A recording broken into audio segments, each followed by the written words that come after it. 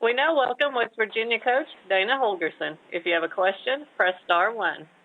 Our first question comes from Dave Hickman of the Charleston Gazette. Dana, about 10 days ago you said if you hadn't picked a quarterback within a week, you'd start to get antsy. Are you antsy, or have you actually picked a quarterback and are just not willing to put that on the depth chart?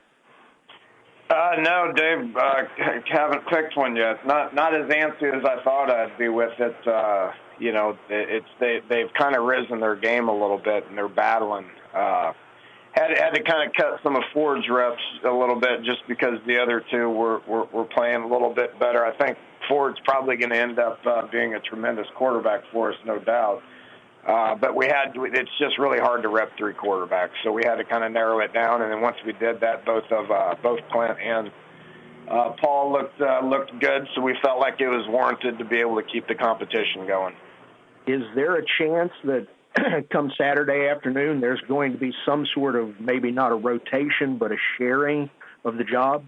If we were playing tomorrow, yes, that would be the case, just because they've both risen their game and competing pretty good. So how it plays out, I don't know yet. We thankfully have practice Tuesday, Wednesday, Thursday to see where we're at. Thank you. Mm-hmm. Again, to ask a question, press star 1. Our next question comes from Ed Owens of the Dominion Post.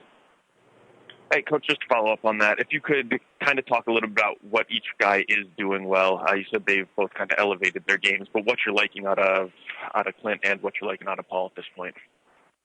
Well, they both bring probably a little bit something different to our offense. Paul knows the offense better. He's a little more comfortable with the communication. He's getting the calls from me and kind of knows where we want him to go with the ball probably a little bit better just based on the amount of reps that he's had in this specific offense.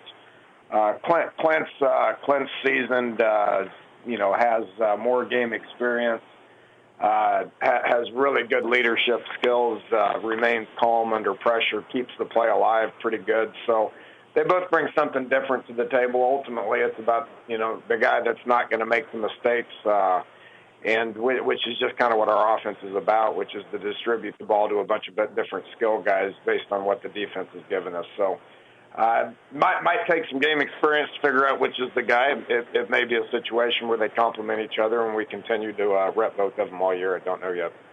All right, thanks. Again, for questions, press star 1. Our next question comes from David Ubben of Fox Sports Southwest.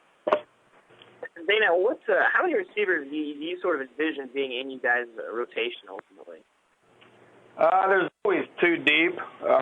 Always has been 2 deep, so we'll play upwards of about 8. Once a guy establishes that he's the main guy at that specific position, then it reduces the backup reps, barring any injuries that we have.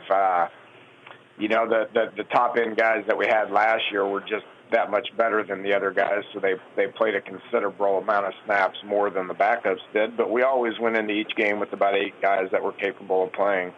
So right now it's about 50-50 with all those guys at all 4 receiver spots, to be honest with you. And then once we get into the games, I anticipate that one of those guys per position will rise up, which will give that specific kid the majority of the snaps.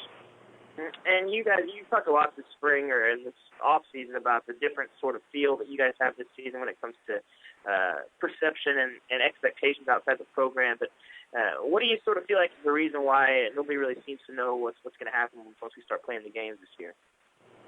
Well, just inexperience. Anytime you lose that many strong personalities that we had offensively, our team was known for the strong personalities on offense. And when those guys are gone, it's kind of the unknown that's out there now. So got a lot of bodies on the offensive side that are capable of playing. Nobody really knows who they are yet, and it's just going to take some guys before people identify that. And then with the lackluster performance defensively that we had several different occasions, part of which comes from the dynamic offenses that exist in the Big 12. We got the majority of those guys coming back, and hopefully we'll be a little bit better on that side as well.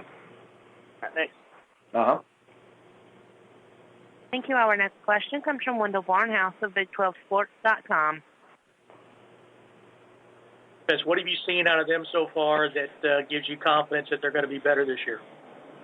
I didn't hear the first part of that, Wendell. I think that what have you seen out of the defense that you think that gives you a feeling that they'll be better this year? What are they showing you so far in practice? Well, it's a lot of the same guys. They're just a year older. They're the second year in the system, second year with the being comfortable with what Coach Patterson's trying to get accomplished. So I think their knowledge of the defense is better. The experience is better. Last year we played 8 to 10 true freshmen. This year we've added, a couple of freshmen that we feel pretty good about from a talent perspective, and then a couple of junior college guys that will give us more depth. So there's a bunch of different things. Probably the biggest ones are just experience and being a year older in the system. Thanks a lot. All right. Our next question comes from Dave Hickman of the Charleston Gazette. Dana, a couple more questions about the depth chart thing. I realize you have a ton of running backs, and maybe they just all don't fit on one piece of paper, but Andrew Bowie's name was fairly conspicuous by its absence. Any reason for that? No, not at this point. I think both him and Dustin Garrison both have proven to be guys that have got experience, but anytime you add the likes of Charles Sims and Dreamer Smith and Wendell Smallwood, it's going to change the dynamic of that room. So, we feel like we're in pretty good shape at running back. If the last couple of years have shown anything, you're going to need more than one. That's for certain. So, we feel pretty good about the depth at that position, and we'll line those guys up and see who gets the hot hand, and then try to get them the ball as much as we can. One other thing, you did not make a distinguishing a difference between kickoff and place kicker. Can I assume that you're still looking for a kickoff guy, or has Josh Lambert won that too? No, Josh will be our place kicker, and Mike Molinari will be the kickoff guy. That was probably an error on my part in getting the information to Mike Montero. So Molinari will be the kickoff guy, Nick O'Toole will be the punter, and Josh will be the place kicker. It's kind of the way we wanted it to work out, but they had to prove it and win the jobs, and they all have. Thank you. Uh-huh. Our next question comes from Ed Owens of the Dominion Post. Just to follow up again on the running backs there, you mentioned Smallwood. Kind of a surprise to see him at number 2, I guess, just coming in as a freshman. Can you talk a little about him and what he did to earn your confidence and be able to put him in there? Has grown up a lot in the last 7 months. I mean, he was a guy that was here in January, remember, so he's been through a spring practice and been through an off season, been through the summer conditioning, and showed a lot of maturity and a lot of improvement from spring practice to now. Probably the thing that distinguishes him between the rest of them is just the speed at which he plays. He's the fastest guy we got back there. He plays fast, probably on a consistent basis better than the other guys. So how much he's going to get the ball, I don't know. We got a bunch of bodies back there, and they'll all get their chance to get in there and show everybody what they can do. And can you give a quick update on Shaq Petaway? Is he healthy, and are you guys expecting him to be able to go this weekend? No, Petaway's out. He's going to have he tore an ACL, so he'll miss the season.